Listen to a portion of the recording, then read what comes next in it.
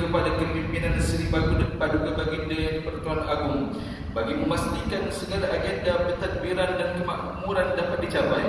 Kita juga pastinya menginginkan negara ini berkembang pesat dalam keadaan seluruh rakyat hidup bahagia dan harmoni.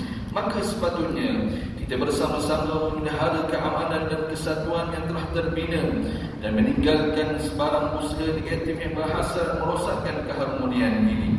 Semua di bawah pemerintah Seri Paduka Baginda Yang di-Pertuan Agong Sultan Ibrahim.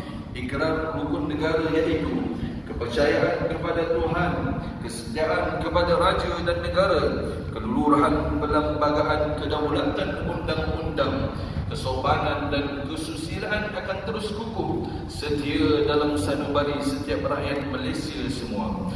Akhirnya, marilah kita mendoakan kesejahteraan, perlindungan dan riayah buat Seri Paduka Baginda Yang di-Pertuan Agong Sultan Ibrahim agar baginda dapat menjalankan amanahnya dengan sempurna.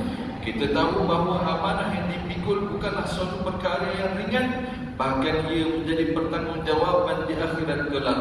Dan kita sebagai rakyat juga di akhirat nanti pasti akan dipersoalkan tentang ketaatan sebagai rakyat, sama ada sudah dilaksanakan ataupun belum.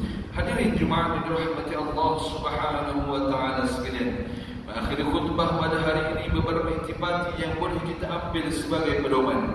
Yang pertama, Islam menjunjung tinggi institusi kepimpinan, apatah lagi yang dijalankan secara adil, berintegriti dan bersikap rahmah terhadap seluruh warganya.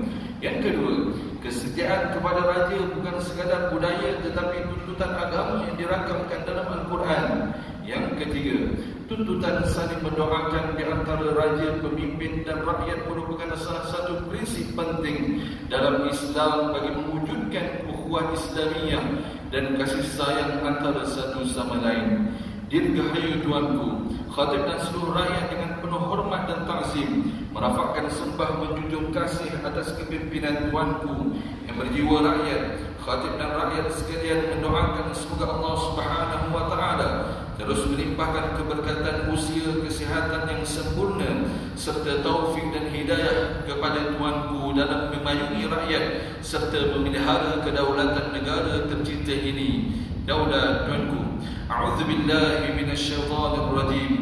Alladzina makkannahum fil ardi aqamus salah wa atawuz zakata wa amaru bil ma'ruf wa nahaw 'anil munkar walillahi 'aqibatul umur.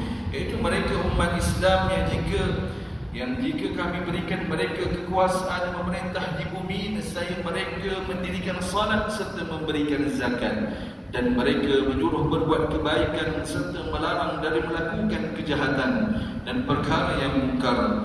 Dan ingatlah, bagi Allah Subhanahu wa taala jugalah kesudahan segala urusan. Surah Al-Hajj ayat 41. Barakallahu li wa lakum fil Qur'anil 'azim wa nafa'ani wa iyyakum bima fihi min al-ayati wadh-dhikril hakim wa taqabbala minni wa minkum tilawatahu innahu huwas sami'ul 'alim. أقول قولي هذا وأستغفر الله العظيم لي ولكم ولسائر المسلمين والمسلمات فاستغفروه إنه هو الغفور